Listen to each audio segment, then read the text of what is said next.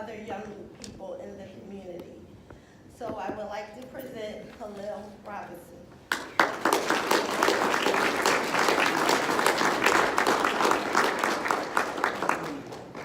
All right. Hey guys, my name is Khalil Robinson, and I am a 24-year-old.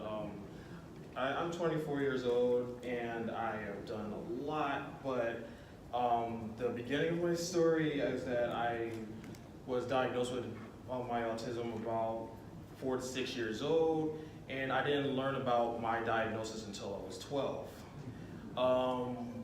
When I was first learning about it, my mother was telling me that doctors told her that it was more of a detachment disorder. It was all her fault, and that I was going to grow up and not be functioning like everybody else would. That I wasn't going to be able to walk, talk, or get involved in any activities like anyone else would, because I would just cease to understand myself as a whole.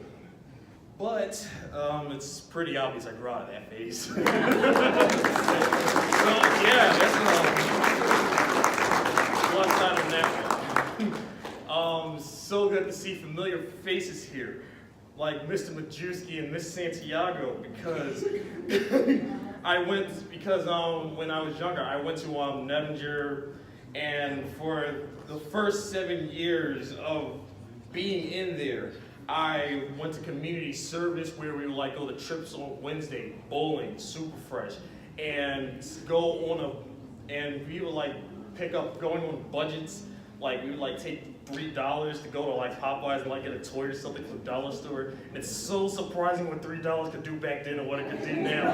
Right? So yes, also I did lots of things like math. I metric system my class to death, and my teacher, Miss Fisher, would just have me doing anything with that. Not just like doing metric system in the class of death. Sometimes I'll do like not 2D puzzles but 3D puzzles, because I just love dimensions and stuff like that, and it just pushed me to go farther in math. I did 24 game over there and went first place for like 2 straight years. And after that, I did music, was involved with the school district of Philly's all-city middle school orchestra for like 2 years, and then went on to GAM. And then again, there wasn't much I did with music, but it did help me understand the professional musical environment.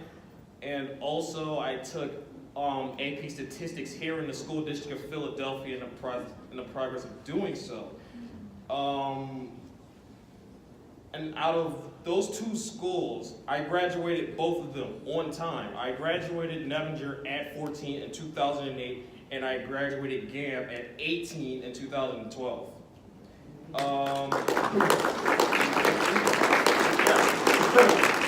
Even then, it didn't stop there. I went to Community College of Philadelphia, where I had my first legit job as a receptionist in a science lab for about 2 years. I got involved with the Philadelphia Project Autism in 2014.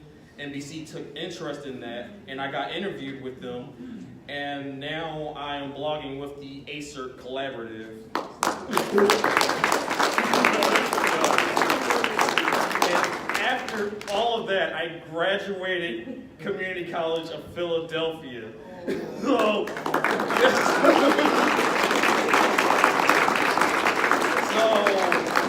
now I am doing, now I'm currently starting off as a transfer student in Temple University, where I am just doing a social exchanges program, which is a communication and assistive program for students with disabilities. And I'm in a small pledging group called DAPI. I'm not in there as much because I'm just starting off the school, and there's not really that many projects with it. I mean, there really isn't that many projects I've gotten involved in since I first started, but their projects we usually consist of them going to middle schools and helping out other students with disabilities, their Eye-to-Eye program. And other jobs I've been doing outside of school is that, well, one, my mother and I, we do Spectrum Success 911. And we've been doing that for almost about a year, 5, 6 month, give or take. I'm doing Youth Move, which is part of the DBHIDS, and I'm part of the Youth Move program, where we would often do other where we would get involved with other projects. And our most important one was the crisis intervention team, where we would go to the police stations and do role plays on very, very intense situations. One of them being, how do we deal with people with autism?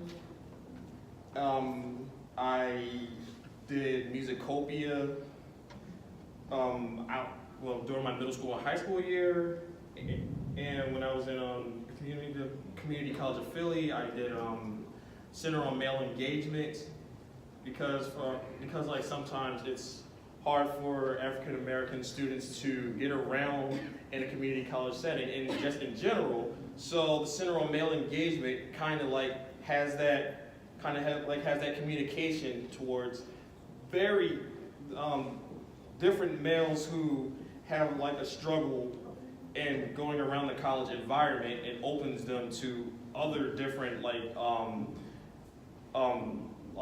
goals and futures. And finally, one of the things that seemed to stick out to me than just being at Nevinger, after leaving out of that experience, it felt weird.